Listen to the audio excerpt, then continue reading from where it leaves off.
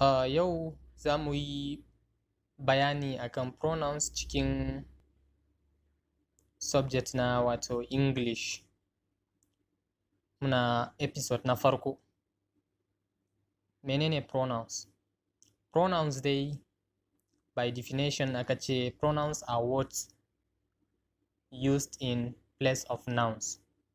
Pronouns dai kalmomi ne da ake amfani da su wajen wato wakilcin suna, ko mu ce su suke wakilta suna. Ana kiransu da wakilan suna. A duk sanda baka so ka sa suna a cikin jumla, to sai ka ɗauki wakilin suna ka sa. Me yasa ake sa pronouns a cikin jumla? Dalili shine ba a so a riƙa maimaita suna a cikin jumla.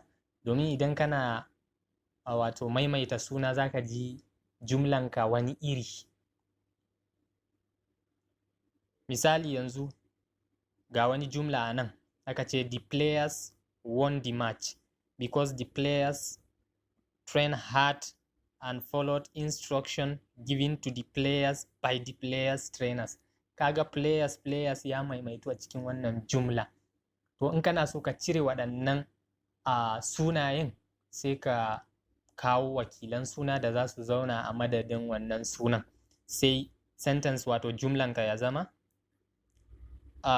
they won the match because they were trained hard and followed instruction given to them by their trainers. Kaga ka cire waɗannan players a cikin sentence ɗin.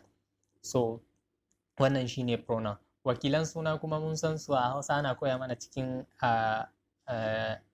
subject na Hausa language da wanda suka yi. Irin su ne ni, kai, ke, ita, shi, muku, su, I, me, he, she da sauransu. Su ne wato wakilan suna.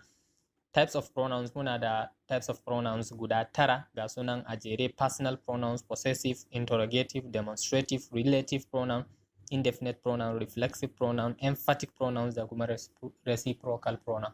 Za mu yi su ɗaya bayan ɗaya insha Allah a darasin mu na gaba insha Allah.